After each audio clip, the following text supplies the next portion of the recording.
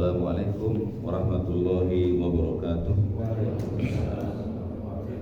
Innal hamdalillah nahmaduhu wa nasta'inuhu wa nastaghfiruh wa na'udzu billahi min shururi anfusina wa sayyiati a'malina. May yahdihillahu fala mudilla lahu wa may yudlilhu fala hadiya lahu. Wa asyhadu an la ilaha illallah wahdahu la syarika lahu wa asyhadu anna Muhammadan abduhu wa rasuluh sallallahu alaihi wasallam tasliman katsiran wa ba'd. Para hadirin dan barangkali ada para ibu di bawah, kita berdoa kepada Allah agar Allah menerima amal-amal soleh kita di bulan Muharram ini. Dan ketahuilah oleh kita sekalian bahwa bulan Muharram adalah salah satu dari bulan haram, bulan yang di dalamnya Allah lipat gandakan balasan baik perbuatan baik maupun perbuatan dosa. Maka jagalah diri kita dari hal-hal yang bertentangan dengan syariat, ya, bertentangan dengan Al-Quran maupun dengan hadis-hadis sahih dari Nabi SAW. Berusahalah kita untuk senantiasa berada di atasnya, baik dalam keadaan lapang maupun dalam keadaan sempit. Jemaah sekalian, kita lanjutkan khus aqidataka minal kitab wa sunnati sahihah. Ambillah akidahmu dari Al-Quran dan sunnah yang sahih. Dan walhamdulillah kita masuk ke bab ini karena banyak kiriman Pak di WhatsApp tentang orang-orang yang bisa berbicara dengan hewan dan malaikat. Dengar kabarnya? Mari kita belajar dari Al-Quran dan hadis yang sahih. Ya, dan ini fitnatul akhir zaman, cobaan di akhir zaman. Ada nggak orang yang tertarik dengan orang tersebut? Banyak. Bahkan anak kita kalau nonton bisa terpicu Pak. Ya, ada lagi juga tentang yang viral gitu. Saya sih nggak pernah tahu Pak, cuma dikirimin jadi tahu Pak. Yang viral itu tentang nasab, ya, dirame. Kaum muslimin selalu disuguhkan dengan perkara-perkara akidah Pak. Itu bukan perkara ibadah biasa, perkara akidah. Maka mari kita belajar akidah supaya benar akidah kita itu. Keyakinan kita mesti keyakinan yang sesuai dengan nubuah Nabi yang mulia SAW. Karena Allah menyuruh kita untuk mengikuti beliau dalam i'tiqad, keyakinan, dalam ibadah, dalam muamalah, dalam dakwah. Harus mengikuti beliau. Kita bersaksi Pak dengan syahadatain kita, wa anna Muhammadan abduhu wa rasuluh. Aku bersaksi bahwasanya Muhammad hamba dan utusan Allah. Konsekuensinya kita mengikuti ibadah dengan apa yang Allah syariatkan kepada beliau. Konsekuensinya kita berakidah dengan akidah beliau. Sebuah akidah yang besar dalam sunnah Nabi ketika beliau bertemu dengan seorang budak wanita. Kemudian Nabi bertanya, "Aina Allah?" Di mana Allah? Maka si budak mengatakan, "Fis sama." Di langit. "Siapa aku?" "Anta Rasulullah." Kalau gitu kan Nabi, bebaskan wanita ini karena dia seorang yang beriman. Dengan sebab Pak meyakini Allah di langit, Nabi membebaskan budak tersebut, yang menunjukkan bahwa Nabi berakidah bahwa Allah di langit. Kok ada umat beliau yang meyakini Allah di mana-mana? Padahal dengan tegas Nabi mengatakan aina Allah, dijawab oleh sang budak fis sama. Kita baca juga surat Al-Mulk, amintum man fis sama. Tidakkah kamu merasa aman dengan zat yang ada di langit? Siapa itu Pak Wawan? Yang di langit siapa? Kalau antum berdoa kepada Allah, tangan antum menghadap kemana Pak? Pak Rajab. Kalau antum berdoa, tangan antum menghadap kemana? Ke bawah atau ke atas? Kalau kita dulu bercanda sama teman-teman bilangnya gimana? Saya mah tergantung yang di atas. Siapa itu yang di atas? Allah. Ya, Allah sendiri yang mengatakan dirinya demikian. Dan Allah tampakkan itu di Al-Quran. Ar-Rahmanu 'alal arsy istawa. Allah bersemayam di atas arasy. Di Al-Quran ada itu. Di sunnah banyak sekali Pak. Jadi Nabi ajarkan kepada kita Al-Quran dan penjelasan Al-Quran. Makanya di bab ini penulis kitab memasukkan judul Al-Amalu bil Quran wal Hadith, beramal dengan Al-Quran dan Hadith. Apa maksudnya Pak? Beramal dengan Al-Quran dan Hadith. Dari kitab-kitab beliau yang lain kita kumpulkan bahwa yang dimaksudkan oleh beliau dalam bab ini Al-Amalu bil Quran wal Hadith, amalkanlah kandungan Al-Quran dan Hadith. Itu yang pertama. Tafsiran yang pertama dari judul bab ini adalah amalkanlah apa yang terdapat dalam Al-Quran dan Hadith. Apa Pak yang terdapat dalam Al-Quran dan Hadith? Pak Nur Hamid. Ya Nur Hamid. Betul ya Nur Hamid ya. Apa saja Pak yang antum ketahui dalam Al-Quran itu? Perintah, terus larangan, terus kisah umat-umat terdahulu, kisah yang akan terjadi di masa yang akan datang, kan begitu. Nah, menurut beliau itu al-amalu bil Quran wal hadis, amalkan apa yang terkandung dalam Al-Quran dan hadis, apa saja, baik perintah, larangan, anjuran, meyakini kisah-kisah umat terdahulu dan beriman dengan hari akhirat, ya di Al-Quran dan hadis. Itu makna yang pertama. Makna yang kedua, al-amalu bil Quran dan hadis, jadikan Al-Quran dan hadis sebagai landasan utama dalam beramal. Kenapa Pak aku sholat subuh Pak? Atas perintah. Ada perintahnya di Al-Quran. Ya.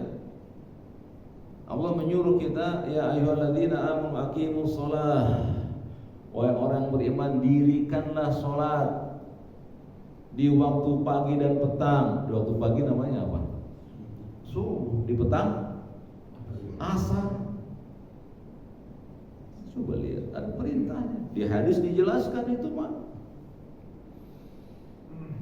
Jadi di Al-Quran itu terdapat perintah dan larangan. Jadi yang pertama, amalkan kandungan yang terdapat dalam Al-Quran dan hadis. Arti yang kedua, jadikan Al-Quran dan hadis sebagai landasan dalam amal.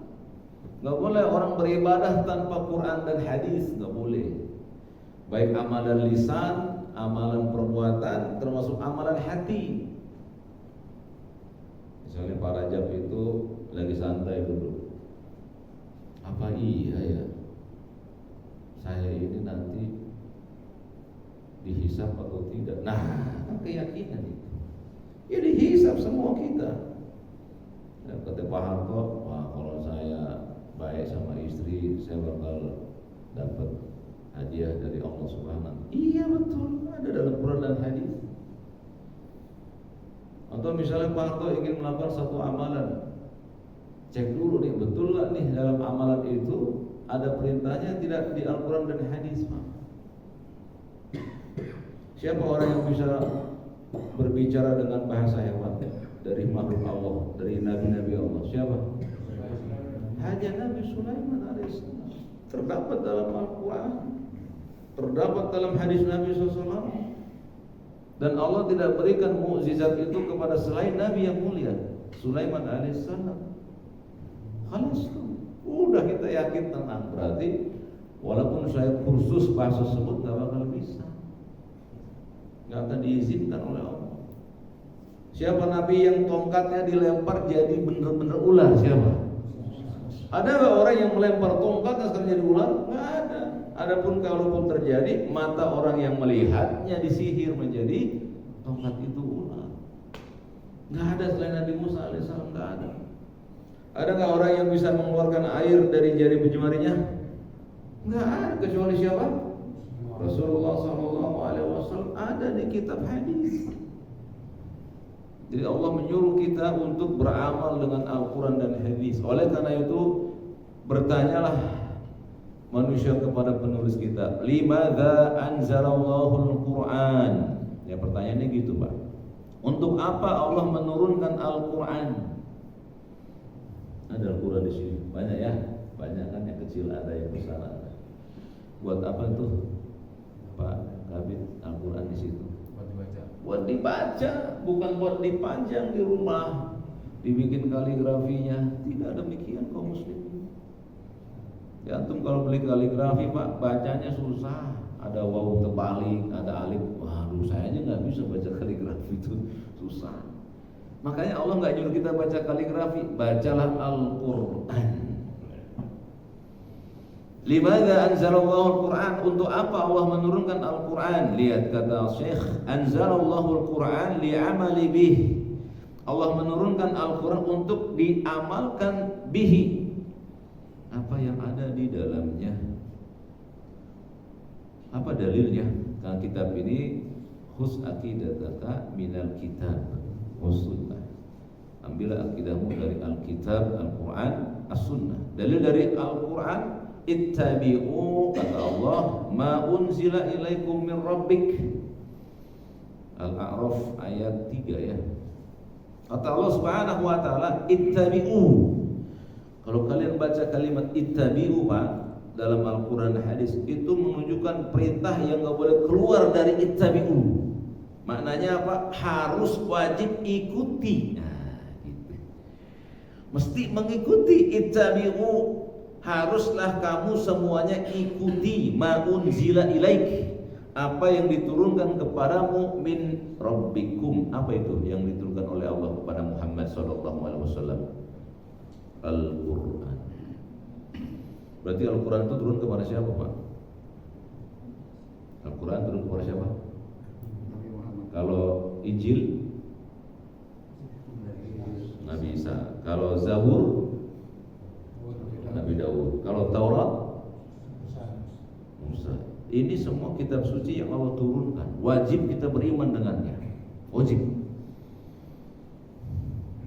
Dan Al-Quran menyempurnakan kitab suci sebelumnya. Oleh karena itu, jangan coba-coba antum baca kitab suci sebelum Al-Quran, sebelum antum menguasai Al-Quran. Enggak boleh. Berkata Nabi kepada Umar bin Khattab tatkala Umar memegang lembaran Taurat, lepaskan itu wahai Umar. Andai kata Musa masih hidup dan engkau mengikuti Musa, engkau akan sesat. Padahal Nabi Musa Nabi bukan. Iya. Tapi begitu datangnya Nabi yang mulia sallallahu alaihi wasallam, syariat Nabi Musa yang tidak diizinkan Allah untuk dipakai sebagai syariat Nabi Muhammad, nggak boleh dipakai. Demikian pula syariat Nabi-Nabi sebelumnya, termasuk Nabi Sulaiman, nggak dipakai kalau di Islam yang dibawa Nabi SAW dengan Al-Qurannya tidak tercantum di dalamnya. Maka Allah mengatakan kepada kita, ittabi'u, ikutilah apa yang diturunkan kepada Muhammad sallallahu alaihi wasallam, ikuti itu. Ya ayyuhalladzina amanu qu anfusakum wa ahlikum naro. Wahai orang-orang yang beriman. Siapa dipanggil? Bapak, saya, Pak RT, DKM. Dipanggil oleh Allah, wahai orang-orang yang beriman, jaga dirimu dan keluargamu dari api neraka. Disuruh kita menjaga diri kita. Wa quruhan nas wal hijarah, yang bahan bakunya kalian dan batu. Jadi kita nih Pak, memungkinkan Pak dibakar, memungkinkan, sangat memungkinkan dengan ayat tersebut At-Tahrim. Tapi Allah kecualikan mereka yang dibakar itu illal ladzina amanu wa amilus sholihat, yang beriman, beramal soleh, wa tawassaw bil haqqi, yang senantiasa berwasiat kebenaran, wa tawassaw bis sabr, yang berwasiat di atas kesabaran. Kalau enggak, husrin semuanya. Kata para ulama, makna wal asr innal insana lafi, sesungguhnya manusia la pasti fi ke dalam husrin. Husrin anar, neraka. Semua manusia pasti masuk itu. Allah kecualikan illa, kecuali alladzina amanu, yang beriman, wa amilus sholihat, yang beriman dan beramal soleh. Jadi Allah Subhanahu wa taala menyuruh kita untuk apa? Mengikuti Al-Qur'an, bukan mengikuti kepala kita nih Pak. Apalagi mengikuti hawa nafsu. Enggak boleh. Kenapa kita enggak boleh ikuti akal? Bang Rian, akal terbatas Pak. Akal nggak bisa mencerna bagaimana bulan bisa terbelah, Bagaimana air bisa mengeluarkan tangan bisa mengeluarkan air? Bagaimana orang bisa mendengar air berzikir? Nggak bisa akal menerima, nggak bisa. Ya, apalagi hawa nafsu. Ya, dua-duanya terbatas. Maka Allah menyuruh kita untuk mengikuti Al-Quran. Maksudnya apa mengikuti Al-Quran? Setiap yang ada perintahnya di Al-Quran, setiap yang ada larangannya di Al-Quran, setiap yang dianjurkan oleh Al-Quran, setiap yang dikabarkan Al-Quran, kita benarkan. Menerima, menerima. Sekalipun kepala dan hati kita belum sempat mencernanya, terima. Terus beramal, Pak. Kemudian sebarkan, dakwahin itu untuk merealisasikan surat Al-Asr tadi, wa tawassaw bil haqq, sampaikan yang benar, wa tawassaw bis sabr, kemudian bersabar setelah menyampaikan itu. Mau diterima mau ditolak urusan lain. Maka Allah mengatakan kepada kita, ittabi'u ma unzila ilaikum mir rabbikum, ikutilah apa yang diturunkan kepadamu, kepada kalian dari Tuhan kalian. Bersabda beliau sallallahu alaihi wasallam, Iqra'ul Qur'an. Kata Nabi 14 abad yang lalu, bacalah Al-Qur'an. Apalagi zaman sekarang, Pak. Ya, ada namanya babeh di handphone atau babeh baca berita. Dulu saya nggak tahu babeh apa sih. Apa saya lihat scroll, oh baca berita. Kayak dulu kita koran, tahu koran kan Pak, itu dia langganan nggak Pak dulu. Saya juga langganan, Pos Kota, Suara Pembaruan, Kompas, banyak tuh koran-koran. Tiap hari kita baca nggak? Hampir tiap hari kita baca. Tapi nggak ada perintahnya di Al-Quran. Yang ada kata Nabi, Iqra'ul Qur'an, bacalah Al-Quran. Ya, kemudian kata Nabi, wa malubihi, amalkan itu dia, amalkan dia itu. Wala ta'kulu bihi, jangan cari makan dengan Al-Quran. Maksudnya apa tuh Pak? Pak Sugino, jangan cari makan dengan Al-Quran, maksudnya apa? Jangan cari makan dengan Al-Quran, kata Nabi. Beramalah kamu dengan Al-Quran dan jangan cari makan dengan Al-Quran. Menjual ayat-ayat Al-Quran dengan harga yang murah. Di antara tafsirnya Pak, kata Ibnu Hajar, orang baca Quran untuk dipamerkan bacaannya lalu dipanggil pada acara-acara hajah. Oh tidak. Ya, jadi ada orang mau hajatan manggil orang yang baca Quran terus diupahin. Nah ini namanya menjual ayat-ayat Allah dengan harga yang murah. Al-Quran diturunkan bukan untuk itu. Yang kedua kata beliau, yaitu menjadikan Al-Quran sebagai obat yang tidak disyariatkan. Di Bekasi itu ada Pak, kalau orang masyarakat lagi ada penyakitnya mendatangi seseorang, depannya Al-Quran. Ya, kalau antum datang, masalahnya apa? Ini Pak, kepala saya sakit. Dibuka sama dia, baca ayat ini gitu. Bukan untuk itu Al-Quran diturunkan. Dzalikal kitabul la raiba fihi hudallil. Quran itu Pak, nggak ada satupun keraguan di dalamnya. Petunjuk bagi siapa? Orang yang bertakwa. Kata Ali bin Abi Thalib, sudah saya sampaikan di sini kan. Yang disebut dengan orang yang bertakwa itu al-khaufu bil jalil. Orang itu takut kepada Allah. Wal amalu bitanzil, beramal dengan yang diturunkan. Apakah Al-Quran itu buat obat? Betul bisa, tapi bukan begitu caranya. Bagaimana cara menjadikan Al-Quran sebagai obat? Siapa yang tahu? Bagaimana cara menjadikan Al-Quran sebagai obat? Kan dia syifaa'un lil mu'minin, obat bagi orang-orang yang beriman. Apa antum ambil Al-Quran, antum tulis di kertas, direndam pakai air, airnya diminum? Kan begitu yang terjadi di tengah masyarakat. Ya tidak. Atau antum pengen ganteng, anaknya baca surat Yusuf. Antum pengen rezeki lancar, baca surat Al-Waqiah. Apa begitu? Lah, sangat rendah sekali Al-Quran. Padahal dia tinggi, mulia. dia firman Allah, maka disebut Al-Quran Al-Karim, Al-Quran yang mulia. Masa kita rendahkan untuk urusan dunia seperti itu?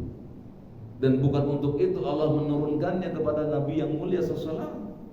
Nabi ummi Pak, gak bisa baca, gak bisa nulis, tapi beliau mendapatkan wahyu menyampaikan Al-Quran dan hadisnya.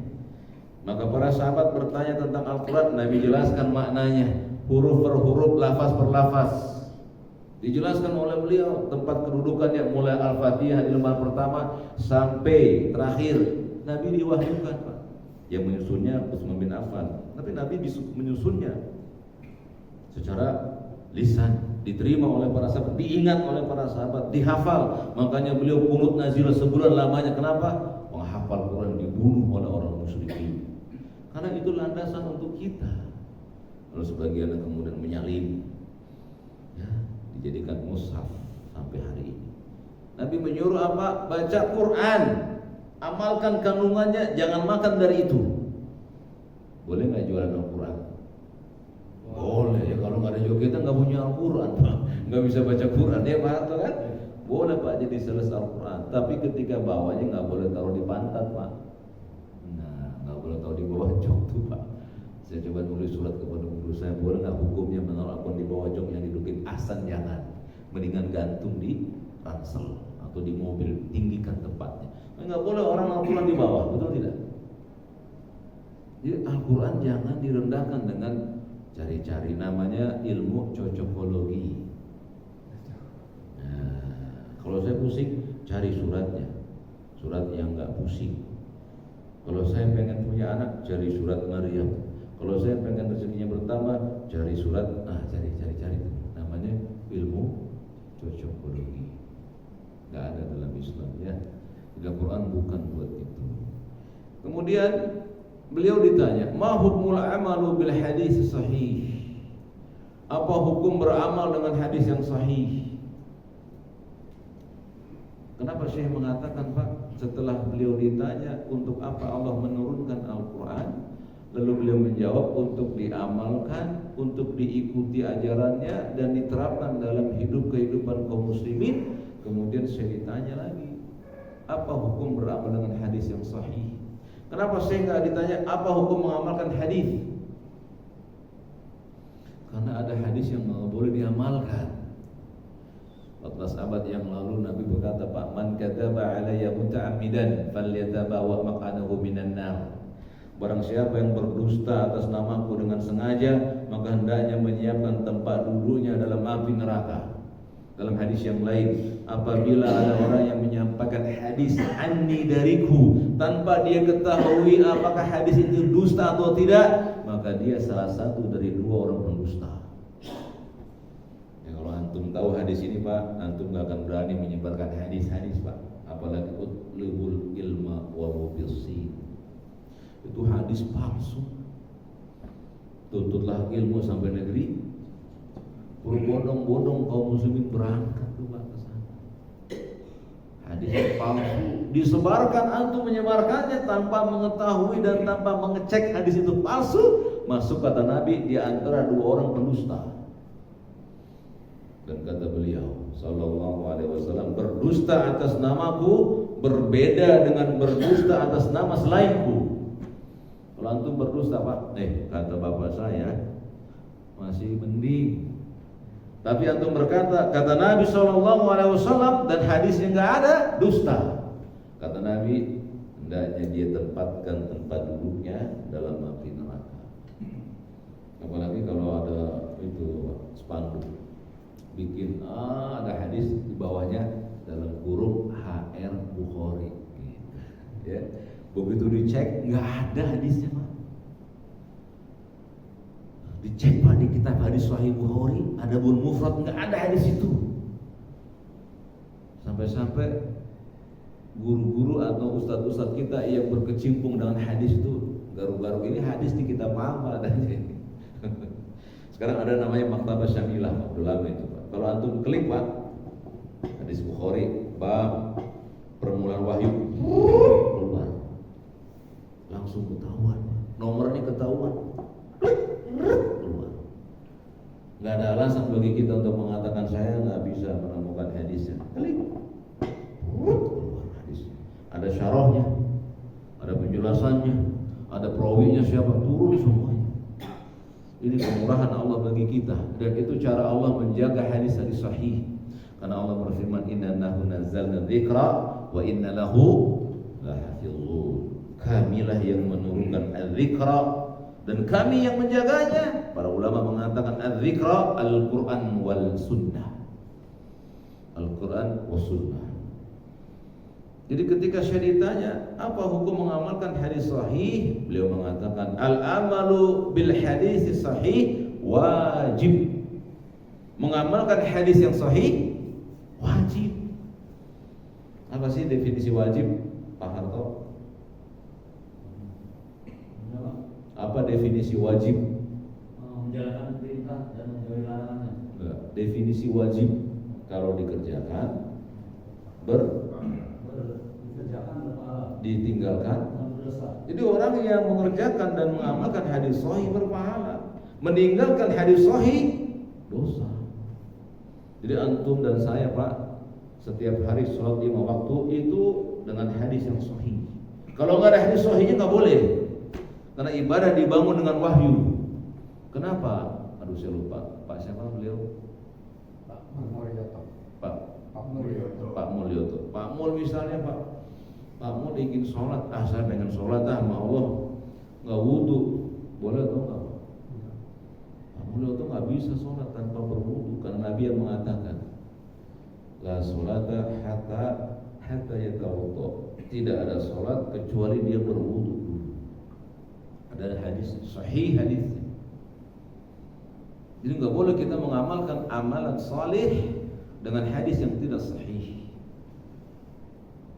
Karena hadis sahih itu wahyu.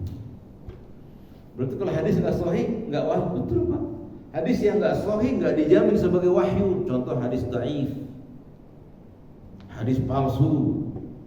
Walaupun para ulama memberikan keterangan bolehnya mengamalkan hadis dhaif dengan syarat yang sangat ketat. Pertama, hadisnya nggak sangat dhaif. Yang kedua, ada hadis sahihnya. Jadi kalau nggak ada hadis sahihnya nggak boleh. Yang ketiga, hadis dhaif nggak boleh disandarkan kepada Nabi SAW. Seperti Allahumma laka sumtu wa bika amantu wa ala rizkika aftartu, hadisnya dhaif, nggak boleh disandarkan kepada Nabi. Nggak boleh ditulis HR Bukhari atau HR Ahmad, nggak boleh, kecuali kita menjelaskan tentang dhaifnya hadis itu. Ya. Jadi ternyata berbicara tentang hadis ini Pak, dijaga oleh syariat yang mulia, mengamalkannya wajib. Apa dalilnya bahwa kita mesti mengamalkan apa yang sahih dari Nabi? Firman Allah Jalla wa Ala dalam surat Al-Hasyr ayat 7, "Wa ma ataakumur rasulu fakhudhuhu wa ma nahakum anhu fantahu." Kata Nabi yang mulia, kata Allah Subhanahu wa taala, dan apa saja. Mak di sini Allah mengatakan dengan lafaz nakirah. Nakirah itu apa sih? Apa saja. Wa ma, apa saja, ataakumur rasul, yang datang dari Rasul, fakhudhuhu, ambil itu, terima itu. Perintahnya pakai fa, ambillah itu, peganglah itu. Fakhudhuhu wa ma, dan apa saja, nahakum, yang dilarang, anhu, kepada kalian, fantahu, jauhi. Nabi melarang Pak kita bersumpah dengan nama selain Allah. Demi apa gitu misalnya, nggak boleh Pak. Harus sumpah dengan nama demi Allah. Bahkan nggak boleh demi Allah dan Rasulullah, nggak boleh. Kata Nabi yang mulia, kalau kalian harus bersumpah, bersumpahlah dengan nama Allah saya. Menunjukkan Pak, Nabi nggak mengizinkan kita bersumpah dengan nama Allah dan nama beliau. Namun kita dapati sebagian kita berani Pak, demi Allah dan Rasulullah, wala haula wala quwwata illa billah. Kata Nabi yang mulia, man halafa bi ghairillah faqad asyrak. Barang siapa yang bersumpah dengan nama Allah, dengan nama selain Allah, sungguh dia berbuat kesyirikan. Jadi bersumpah dengan nama Allah dan Nabi itu syirik kecil Pak. Tapi jangan antum remehkan kalimat kecilnya. Syirik kecil ini enggak. Syirik kecil adalah dosa di atas beda. Dosa di atas dosa-dosa besar. Itu syirik kecil. Contohnya apa? Faraid syirik kecil. Ria. Saya sholat Pak. Kalau sholatnya saya sendiri, kalau datang Allahu Akbar. Kalau yang banyak, makmumnya Allah, saya bagusin sholat saya. Nabi yang mengatakan Pak, ria itu Pak definisinya Pak, an yaquma rajulin yusalli. Seseorang berdiri untuk sholat, fazayyinu sholatahu, dia perbagus sholatnya. 5 taro rajulin nazar, karena ada orang yang melihatnya. Ya, kalau sepi biasa aja. Dan bentuk ria itu Pak disebut syirik kecil. Tapi apa balasan dari Allah? Kata Nabi ketika beliau menurunkan hadis qudsi, Allah berfirman kepada orang-orang yang riya nanti di hari kiamat, idhabu ila ladzina yuraun. Datangi tuh orang-orang yang dulu kamu berbuat riya. Fanzur, perhatikan, apakah orang itu bisa memberikan kamu pahala atau tidak. Disuruh begitu. Itu syirik kecil yang namanya riya itu Pak balasannya. Dan tidak terjadi syirik besar kecuali melewati riya, syirik kecil. Makanya jangan berbuat riya juga. Seperti apa riya Pak? Habis sholat dipoto, ditaruh di profil WA. Habis umroh ditaruh di profil, di status. Enak juga ya. Kalau lagi kayak begini kita sholat tahajud, ngapain Pak ditulis? Ngapain dipajang? Berarti menampakkan amalan kepada manusia. Tapi ada Pak amalan yang nggak bisa kita sembunyikan. Contoh antum sholat berjamaah di sini kan nggak bisa disembunyikan. Pakai baju koko, baju gamis, jubah. Mau kemana Pak? Sholat. Nggak mungkin antum. Enggak, saya nggak kemana-mana. Padahal lagi jalan ke masjid. Nggak mungkin kan disembunyikan. Yang seperti itu bukan riya. Jadi Allah menyuruh kita untuk mengikuti beliau. Wa ma'atakumur rasul fakhudhuhu, ambil itu yang datang dari Nabi, termasuk jalannya Nabi, makannya Nabi, duduknya Nabi, tidurnya Nabi, ambil itu. Antum kalau makan Pak pakai tangan kanan atau tangan kiri para jam? Karena Nabi melarang kita la taqulu bishimal. Jangan kamu makan dengan tangan kiri, fa inna syaitana yaqulu bishimal, karena setan makan dengan tangan kiri. Udah tahu jangan coba-coba makan dengan tangan kiri. Nabi larang itu. Karena Allah mengatakan wa manahakum anhu fantahu, yang dilarang oleh beliau tinggalkan. Khairul, sampingnya siapa itu? Ditepaknya kasih tahu saudara kita tuh. Jangan bobo nanti salah dengar. Boleh wudu dulu waktu. Ya nanti keliru Pak. Dan kebanyakan Pak jamaah ketika mengekspos di YouTube karena salah dengar. Di antaranya apa? Bobo.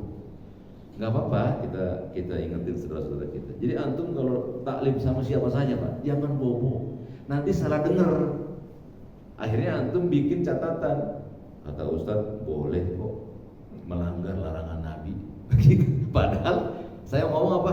Jangan langgar larangan Nabi. Jangan minum pakai tangan kiri. Kata Ustaz, boleh minum pakai tangan kiri karena Nabi bersabda minum pakai tangan kiri. Kan salah dengar jadinya itu. Ya tidak.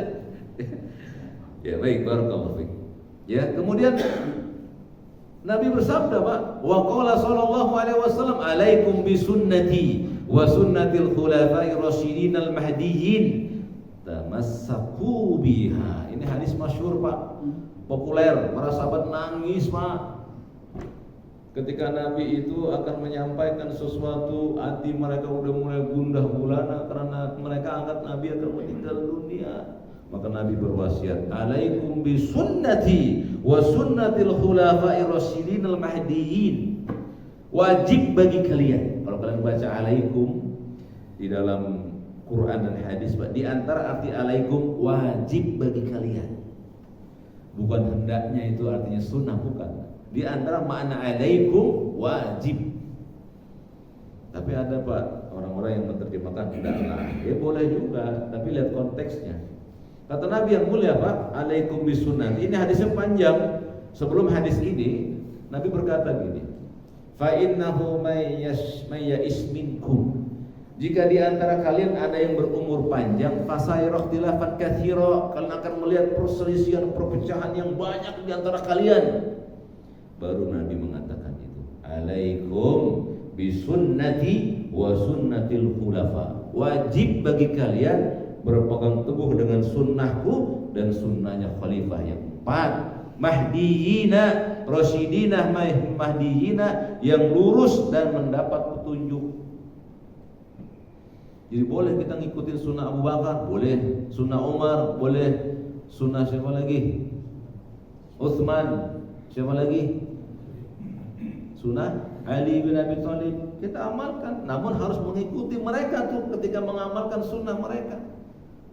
Seperti azan Jumat 2 kali. Itu sunnahnya siapa? Utsman.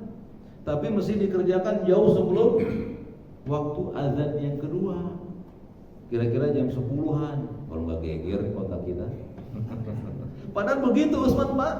Utsman ke pasar tuh Pak, teriak azan Allahu Akbar sekitar jam 9 jam 10. Karena khawatir kaum muslimin di pasar lalai dalam sholat Jumat. Itu ijtihadnya Utsman.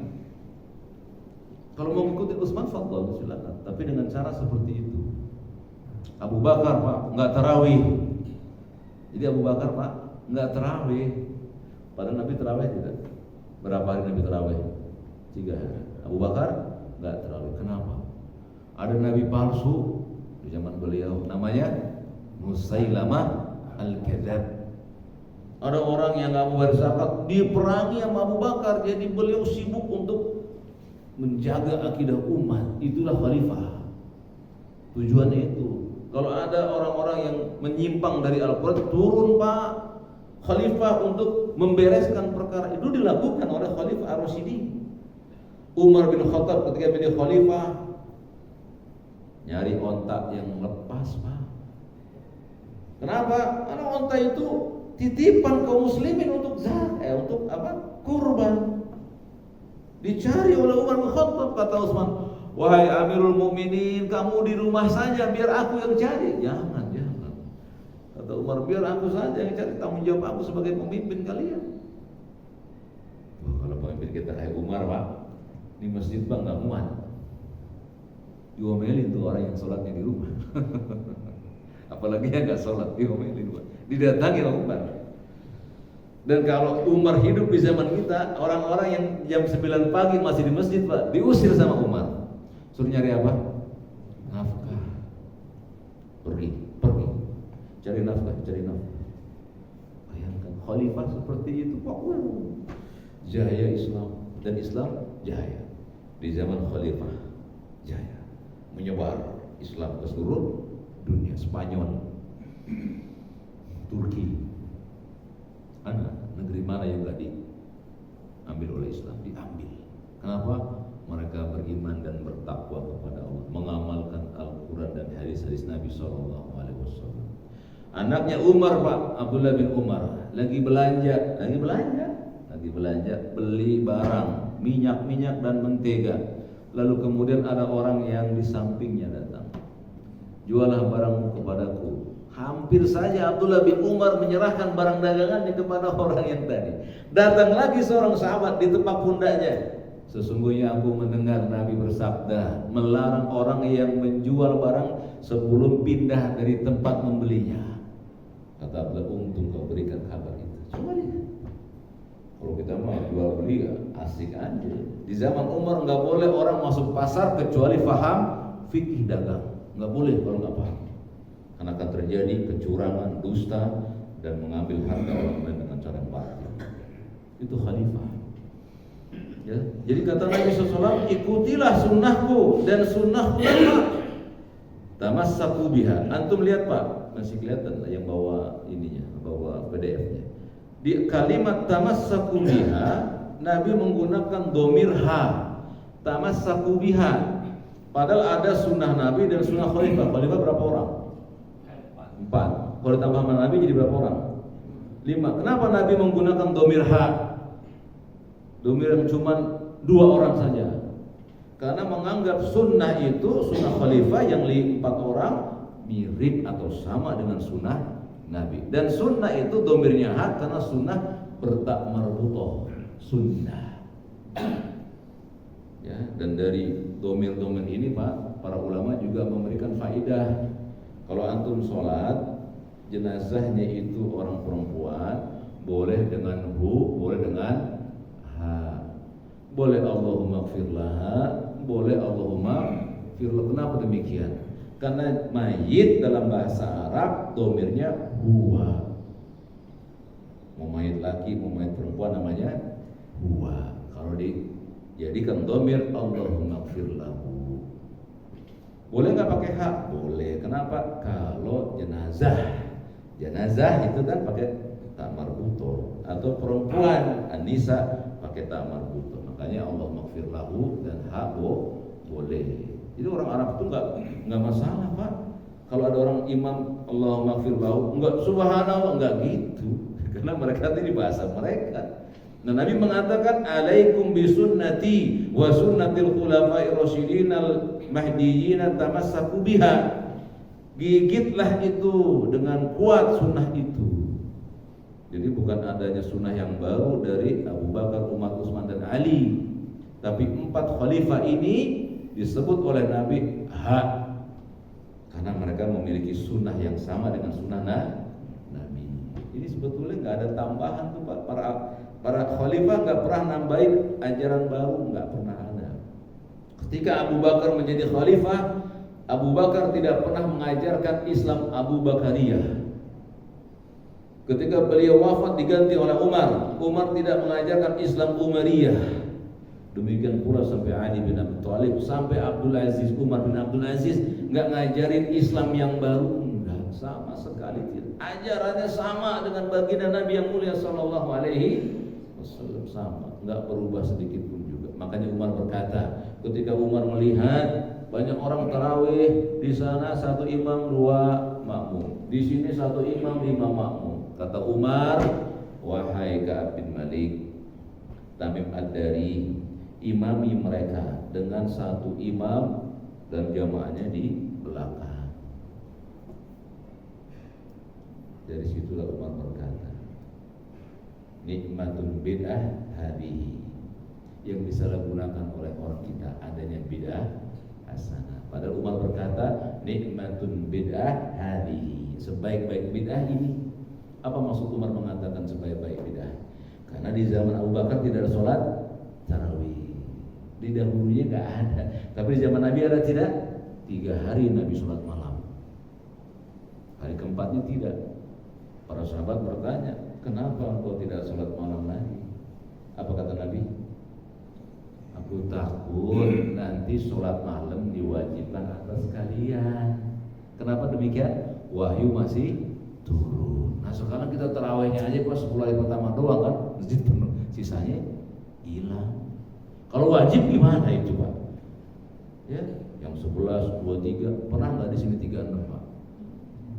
Yang 10 aja hilang, apalagi yang 36. Dan itu sunnah, apalagi wajib.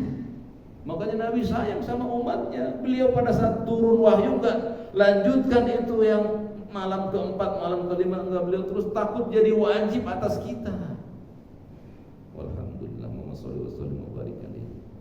Jadi Nabi mengatakan kepada kita, gigitlah, peganglah sunnahku dan sunnahnya khalifah. Di antara sunnah khalifah Pak, sebagai seorang pemimpin, pemimpin itu dididik oleh Nabi itu paling terakhir laparnya, paling terakhir kenyangnya. Jadi semua khalifah-khalifah yang mulia, Abu Bakar, Umar, Utsman, Ali, mereka semuanya paling terakhir kenyang.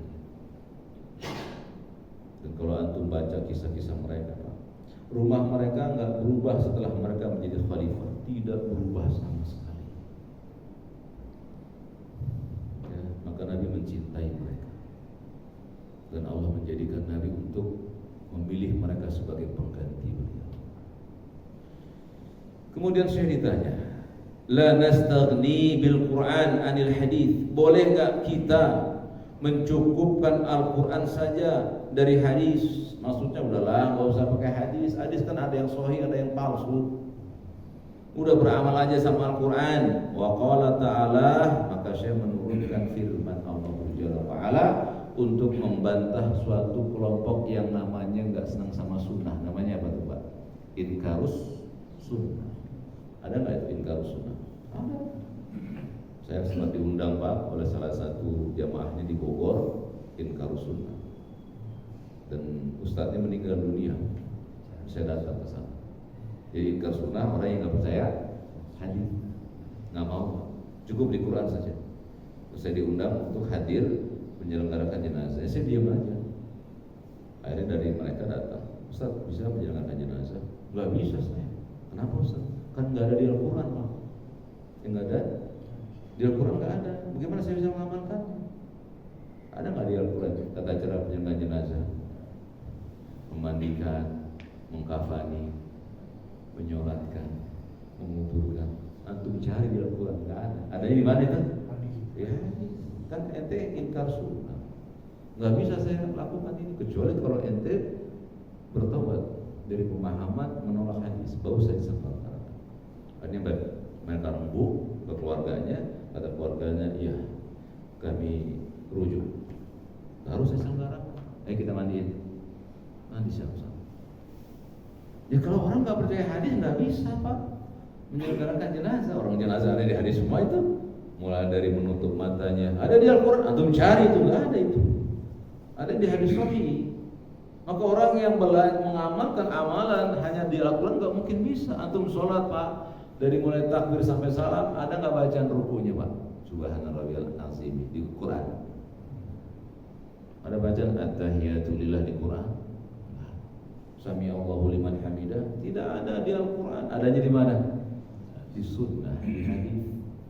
Jadi jangan kita menolak hadis Nabi SAW karena Allah mengatakan wa anzalna ilaika dzikra, dan kami turunkan kepadamu Muhammad adzikra.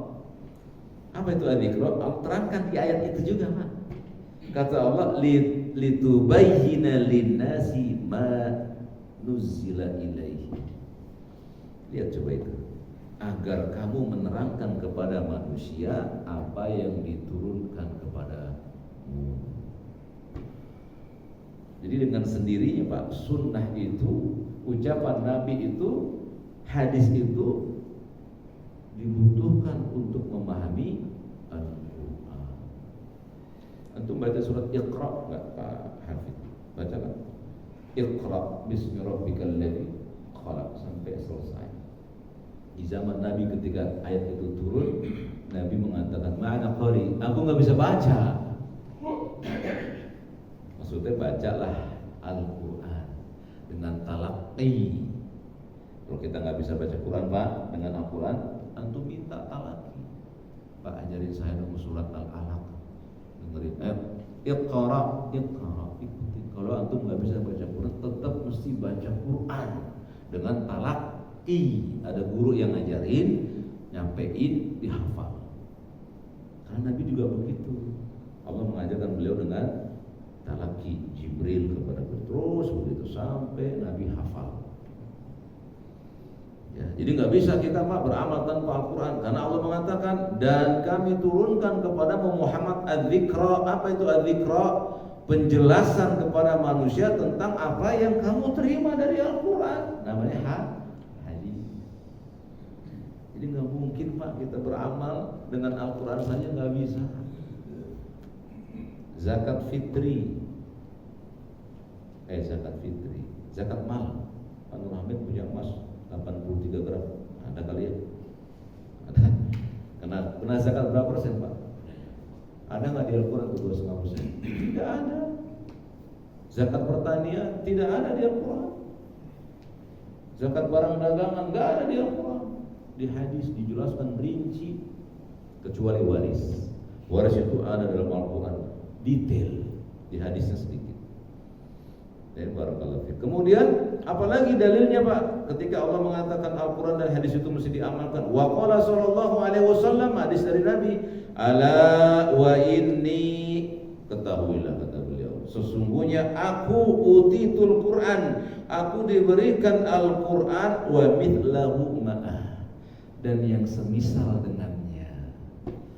Apa yang semisal dengannya? Hadis sahih. Ya, hadis sahih itu Pak penjelas Al-Quran. Siapa yang tahu apa arti alif lam mim? Di dalam Al-Baqarah, surat Fussilat dan lain yang disebut ayat-ayat muqatta'ah, siapa yang tahu? Nggak ada yang tahu karena nggak ada hadisnya. Tapi ada orang yang so tahu. Alif itu Allah, lam Jibril, mim Muhammad. Nggak ada hadisnya Pak. Antum bongkar hadisnya, nggak ada yang tahu. Nabi juga nggak tahu. Nabi SAW nggak tahu tuh alif lam mim ro, alif lam mim sad kaf ha ya ain shad, nggak tahu Nabi artinya. Tapi ada orang yang tahu, kan berarti lebih hebat ya dari Nabi SAW. Itulah yang bisa saya sampaikan pada pertemuan hari ini, karena waktunya mendekati habis ya. Sampai pertanyaan berapa itu Pak di terjemah? Di sini nomornya nomor 51. Ya pokoknya sampai hal nastaghni bil Qur'an, apakah mencukupkan diri dari Quran saja dan hadis boleh, sampai situ ya. Tanggal 22 bulan 7 2004. Bidayah. Barakallahu fiik. Aqulu qouli hadza wa astaghfirullahal azim li wa lakum wa lisairil muslimina min kulli dhanbin fastaghfiruhu innahu huwal ghafurur rahim. Nah, silakan, masih ada waktu 10 menit untuk bersoal jawab. Dari sebelah kanan dulu. Pak Zainal. Waalaikumsalam. Mengenai kedudukan dosa, Pak. Kedudukan dosa, Pak. Kedudukan dosa. Antara ria, lantas ada juga dosa-dosa besar. Ya. Lantas ada juga dosa bid'ah. Nah, itu dari kalau syirik udah jelas Pak, paling tinggi. Tapi itu kedudukan itu yang paling besar itu yang mana Pak, supaya bisa kita menghindari. Baik, barakallahu. Allah Subhanahu wa taala mengabarkan kepada kita di antara yang sering kita lakukan Pak, dosa-dosa besar itu dan dosa-dosa kecil. Allah mengatakan itu dalam surat Al-Hujurat. Ya ayyuhallazina amanu istanibu katsiran minadh-dhann. Wahai orang-orang beriman, jauhlah dari kalian itu bersangka. Ya, inna ba'dadh-dhanni itsmun. Karena sebagian prasangka itu dosa.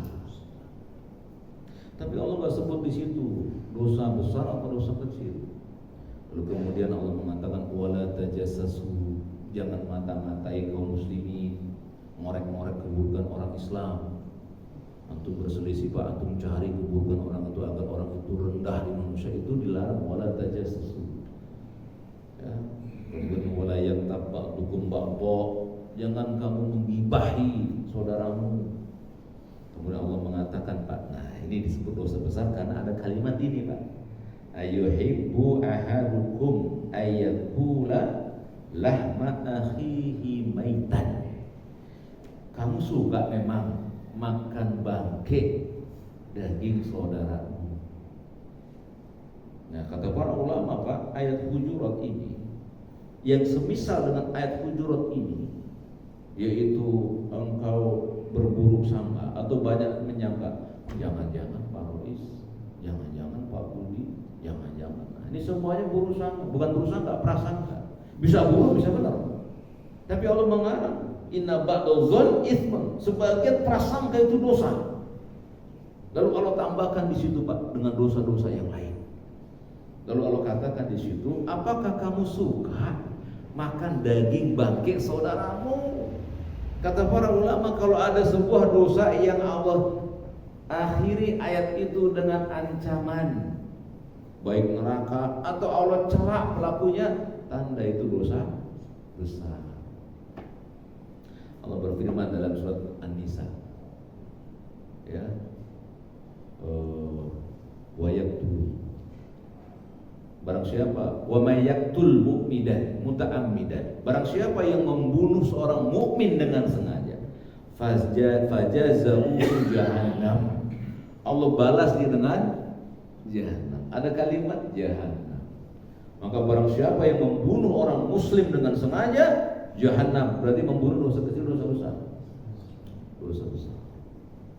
Jadi kalau ada Pak ayat-ayat Al-Quran atau hadis ada ancamannya di belakang, ya maka itu tanda perbuatan berdosa besar. Nabi mengatakan Pak, man rogiba an sunnati, barang siapa yang membenci sunnahku, petunjukku, jalanku, laisa minni, maka dia bukan dari golonganku. Ini dosa besar karena bukan golongannya Nabi, golongan siapa?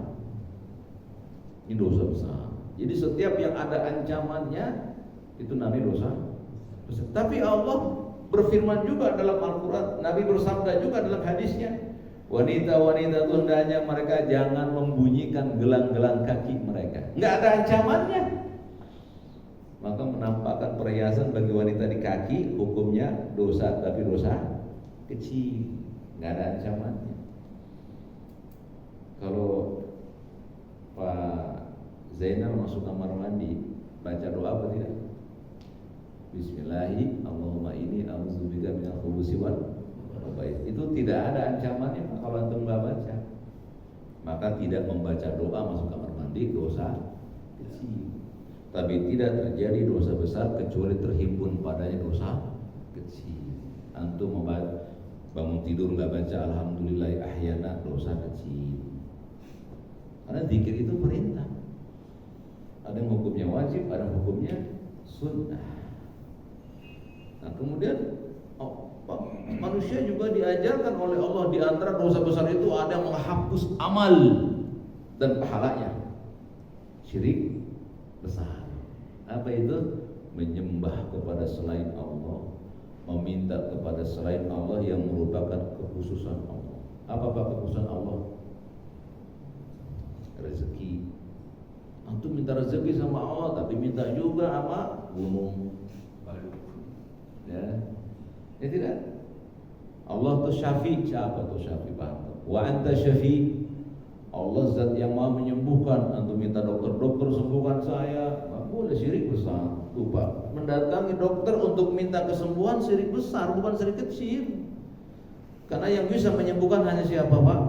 Kita datangi dokter untuk bertanya, wahai dokter, aku punya penyakit begini, apa dok kira-kira obat yang cocok buat saya? Gitu. Jangan dok tolong sembuhkan saya, kalau antum nggak nyembuhkan saya mati dah. Kagak boleh begitu. Ya. Karena Allah yang syafi, Dia yang menyembuhkan, bukan dokter. Dokter hanya syariat saja. Betul tidak? Ada nggak orang yang sembuh tanpa ke dokter Pak? Banyak. Betul tidak? Ya tidak. Nah, jadi dosa besar Pak ada tingkatannya. Ada dosa yang menghapus amalan, syirik. Allah berfirman kepada Nabi yang mulia. Ya, Allah mengatakan la in asyrakta la yahbaqanna amal. Muhammad, kalau kamu berbuat syirik, aku hapus amal-amalmu. Kalau Nabi Muhammad aja berbuat syirik dihapus amalnya oleh Allah, apalagi kita. Ya, jadi jangan kita merasa kita ini pahalanya anteng-anteng aja. Ya, nanti akan kita bahas menghancur pahala. Demikian Pak Zainal. Jadi tingkatan dosa ada yang menghapus pahala. Ada yang nggak menghapus pahala kalau dia nggak tahu. Apa dalilnya Pak? Rabbana la tu'akhidna in nasina aw akhtana. Wahai Tuhan kami, maafkan kami. Jangan hukum kami kalau kami nasi'a, itu lupa. Aw akhtana, atau salah nggak sengaja. Ya, tapi para ulama mengecualikan syirik besar. Syirik besar itu kalau orang itu tinggal di tempat yang sudah ada dakwah, nggak ada uzur baginya. Kenapa? Dia bisa menuntut ilmu, dia bisa di YouTube dan lain-lain. Ya, jadi syirik besar adalah dosa besar yang paling besar. Kezaliman yang paling besar adalah syirik besar, yaitu engkau jadikan selain Allah sebagai tandingan bagi Allah. Dan ini nggak cuma sujud kepada makhluk Pak, tidak. Antum meyakini bahwasanya yang menurunkan hujan dan yang menghentikan hujan adalah pawang, syirik besar. Nggak main-main. Antum meyakini bahwa antumlah yang bisa menghidupkan istri dan anak-anak antum, syirik besar. Ya, karena ada orang-orang yang menganggap kalau saya nggak ngasih kamu makan, mati kamu. Nggak boleh Pak. Yang mematikan dan menghidupkan hanya Dia. Banyak orang yang nggak nikah masih hidup sampai sekarang, betul tidak Mas? Barakallahu. Begitu Pak Ustaz.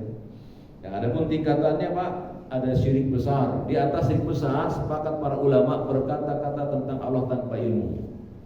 Allah mengatakan Pak, laqad kafarul ladzina qalu innallaha huwal masih ibnu Maryam. Kata Allah, sungguh kafir orang yang mengatakan bahwa Allah itu adalah Isa bin Maryam. Antum hafal tidak Asmaul Husna yang 99? Hafal tidak? Ya nggak hafal nggak apa-apa. Dari Allah terus Rahman, Ar-Rahim. Ada nggak nama Allah di situ Isa? Nggak ada. Maka Allah katakan, laqad kafarul ladzina qalu innallaha huwal masih ibnu Maryam. Sungguh telah kafir orang yang mengatakan bahwa Allah adalah Isa bin Maryam. Karena nggak ada nama Allah di Asmaul Husna, Isa nggak ada. Yang menunjukkan Isa bukan nama bagi Allah. Itu namanya berkata-kata tentang Allah tanpa ilmu. Itu di atas syirik besar dosanya. Di bawah syirik besar, syirik kecil, riya, sum'ah. Di bawah syirik kecil bid'ah. Amalan bid'ah itu Pak, amalan yang ditolak oleh Allah karena nggak ngikutin sunnah. Dia nggak minum di telaga Nabi yang mulia. Ya, tapi dia bisa masuk surga, bisa. Kalau dia tetap mentauhidkan Allah, dia nggak syirik. Cuman lama, disiksa dulu kebidahannya. Di bawah bid'ah ada namanya dosa besar, membunuh, ya, berzina, ya, apalagi mencuri, apalagi minum khamr, apalagi dusta, apalagi lari dari peperangan, apalagi ngambil sejengkal tanah orang. Kita pernah bahas di sini ya, yang gerasi-gerasinya keluar itu, nah itu ya. Mengambil sejengkal tanah orang akan dikalungkan 7 lapis bumi nanti di akhirat. Waliyadzan billah. Begitu Pak Zainal. Baik, masih ada waktu. 2 menit lagi Pak. Bagus. Kemarin udah waktu bulan lalu udah disampaikan jawabannya bagus. Terima kasih. Baik, kalau tidak ada apa Rais? Tadi disebutkan bahwa beramal dengan hadis sahih adalah wajib. Tadi juga disampaikan bahwa ada meninggalnya 70 penghafal Quran, maka dibacakan kunut. Jelas. Ya, saya pernah safar di satu daerah, kunutnya hanya maghrib. Ya. Bisa jadi mungkin dia juga beramal dengan hadis sahih yang tadi. Ya. Kemudian juga ada suatu amalan yang mungkin kita sering lihat. Jadi setelah sholat juga bersalaman. Dan juga ada hadis sahih bahwa bersalaman sesama muslim akan menggugurkan dosa. Dan itu kan juga menjadi alasan bahwa mereka beramal dengan hadis sahih. Nah, batasannya bagaimana? Barakallahu. Nabi SAW adalah sosok manusia yang menjelaskan semua dalil dari alif sampai ya. Ya, dari Al-Fatihah sampai An-Nas. Beliau jelaskan semuanya tanpa tertinggal sedikit pun juga. Ketika Allah turunkan al-yauma akmaltu lakum dinakum, itu semua syariat Allah sudah Allah sampaikan kepada beliau sallallahu alaihi wasallam. Maka barang siapa yang menganggap Islam itu perlu dikoreksi, sama saja dia menganggap Nabi tidak menyampaikan risalah, berkhianat kepada Nabi sallallahu. Ada orang yang mengatakan bahwa ya saya mengamalkan suatu amalan itu karena hadis sahih, betul. Karena nggak boleh beramal dengan hadis palsu, hadis dhaif, harus dengan hadis sahih. Nabi kunut nazilah sebulan lamanya, tapi Nabi pernah meninggalkannya. Para sahabat juga pernah meninggalkan kunut nazilah, yang menunjukkan hukumnya apa? Kalau Nabi pernah mengerjakan suatu amalan, kemudian beliau pernah meninggalkannya, para sahabat juga pernah meninggalkannya, maka hukumnya apa itu? Wajib atau sunnah? Maka hukumnya menjadi sunnah. Tapi ada perbuatan Nabi yang Nabi nggak pernah tinggalkan. Sholat Idul Fitri, Idul Adha, nggak pernah beliau tinggalkan. Maka para ulama khilaf, apakah sholat Idul Fitri itu hukumnya wajib atau sunnah? Kenapa? Karena Nabi nggak pernah tinggalin. Lalu para ahli hadis ngumpul, Pak, ngumpul tuh Ibnu Hajar, ya, orang-orang yang alim dalam bidang hadis mengumpulkan semua riwayat tentang hadis-hadis Nabi SAW.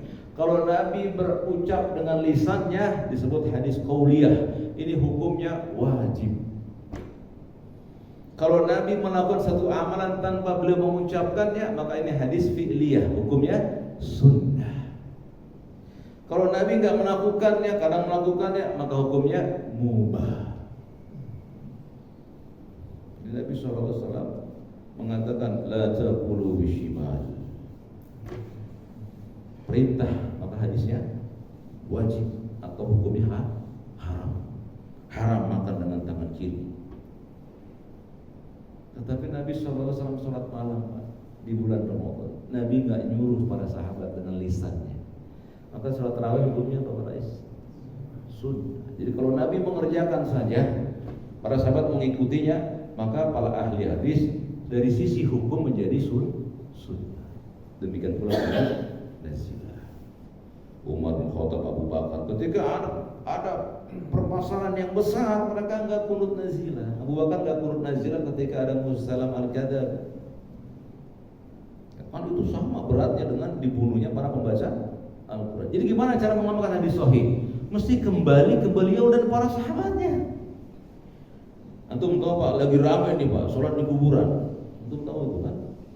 Ya, cuman saya ngebantainya nggak mau di YouTube Pak, percuma. Saya datangi itu Pak, orang-orang itu.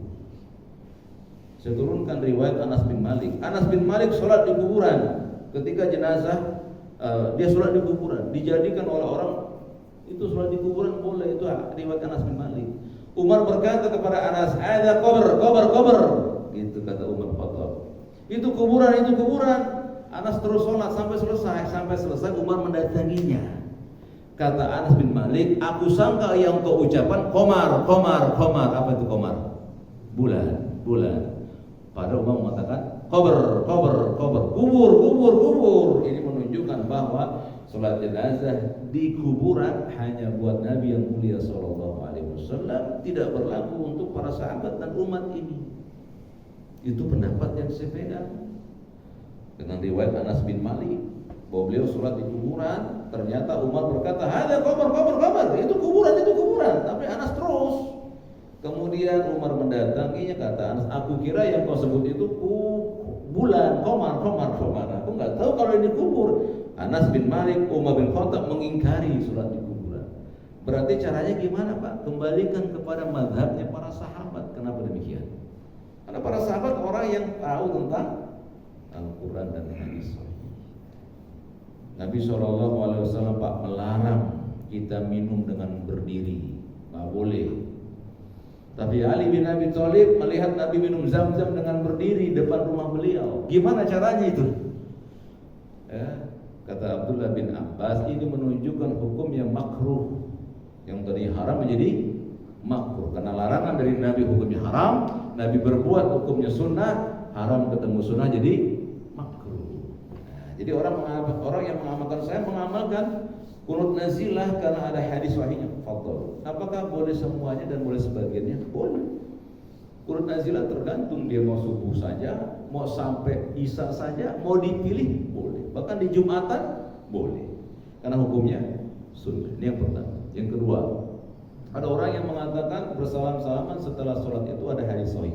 Betul, hadis salaman itu ada hadisnya. Hadisnya bersifat umum. Apabila kalian bertemu dengan saudara kalian, ucapkanlah assalamualaikum dan berjabat tanganlah kalian. Nah, maka gugurlah dosa selama jabatannya belum dilepas. Hadis ini Pak dipakai oleh semua orang bahwa setiap kita mesti salaman. Ya, sampai-sampai kalau kita mau pulang dari sebuah acara kita mesti salaman. Jadi berjabatan tangan atau salaman disyariatkan saat bertemu. Itu yang butuh hadis ini. Kalau kalian bertemu salaman. Makanya kata Syekh Bakar Abu Zaid ketika beliau menjelaskan apa hukum bersalam-salaman setelah salaman, kata beliau, kalau ada orang yang meminta salam darimu setelah salat, ambil tangannya, lalu sampaikan, yang seperti ini enggak ada hadisnya. Jadi jangan ditolak, wah nggak boleh tuh. Ambil tangannya, lalu senyum kepadanya, sampaikan yang seperti ini tidak ada hadisnya. Jadi kita diajarkan oleh para ulama agar menyampaikan sunnah dengan sunnah. Jangan awal nggak ada syariatnya. Jadi benci orang dengan sunnah. Tebarkan sunnah dengan sunnah. Jadi bersalam-salaman ada syariatnya, ada. Zikir setelah sholat ada nggak syariatnya? Kata Abdullah bin Abbas, di zaman kami Nabi SAW mengeraskan suara bacaannya. Para sahabat tahu sholat setelah selesai setelah takbir Allahu Akbar, Allahu Akbar, Allahu Akbar. Oh, udah selesai.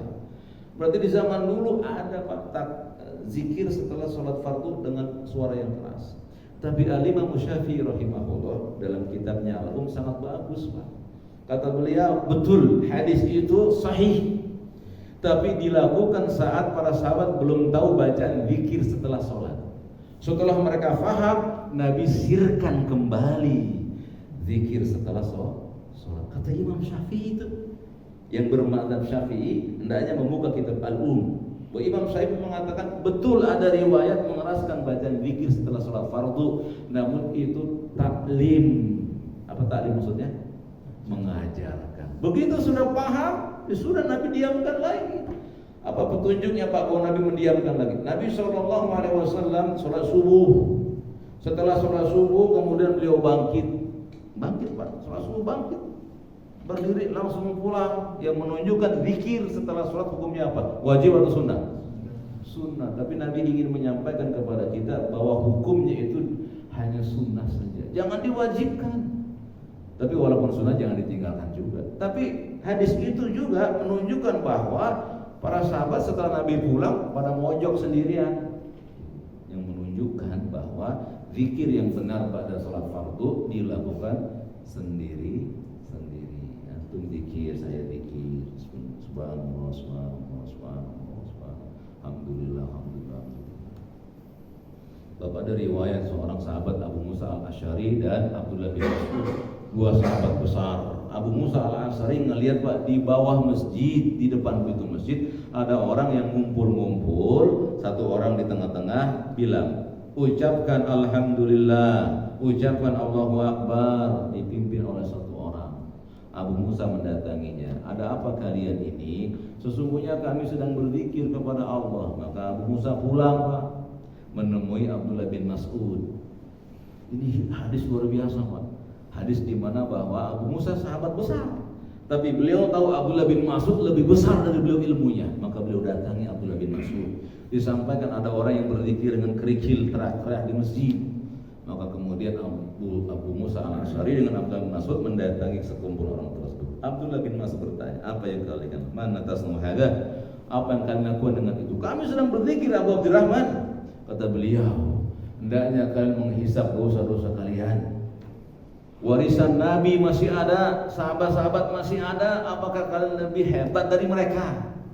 Diingkari oleh Abdullah bin Mas'ud dan Abu Musa tentang berzikir satu orang yang lain ngikuti. Jadi zikir itu ya monggo Pak, bodoh sendiri-sendiri saja. Dan mengeraskan suaranya hanya untuk kita saja, subhanallah, subhanallah. Dan ini hadis sahihnya. Adapun ada orang yang enggak suka dengan hadis sahih, dia buat hadis palsu. Bu Nabi teriak kenceng-kenceng dengan hadis palsu itu. Masuk ke kitab Al-Mawdu'at, Ibnu Jauzi, yang isinya hadis-hadis palsu. Barangkali begitu para is. Jadi orang yang bersalaman ketemu Pak silakan, tapi tidak ditemukan bahwa Nabi SAW bersalam-salaman setelah sholat fardu. Kalau ada kita akan amalkan, tapi tidak ditemukan hadis. Hadisnya itu saja. Apabila kalian bertemu dengan seseorang, maka ucapan salam dan jabatlah tangannya. Bahkan Nabi ditanya oleh para sahabat, ya Rasulullah, apakah kalau kami bertemu dengan seseorang, kami menciumnya, mencium pipinya maksudnya, memeluknya? Tidak. Kata beliau, cukup kau ucapan salam dan pegang tangannya. Itu hadis yang sahih tentang berjabatan tangan. Demikian barangkali waktu habis. Perjamaah yang saya muliakan, inilah pembahasan sebagian dari al-amalu bil Quran wal hadis. Kita akan lanjutkan nanti pada pertemuan yang akan datang. Hal nuqaddimu qawla ala qaulillah wa rasul. Ini hadis yang merupakan bantahan ilmiah bagi orang yang suka mendahulukan ucapan orang lain, kemudian ucapan Allah dan nabinya digeser. Ya, termasuk mendahulukan ucapan guru. Nah, insyaallah bulan depan kita bahasnya. Subhanakallahumma wa bihamdik asyhadu an la ilaha illa anta astaghfiruka wa atubu ilaik. Wassalamualaikum warahmatullahi wabarakatuh. Waalaikumsalam.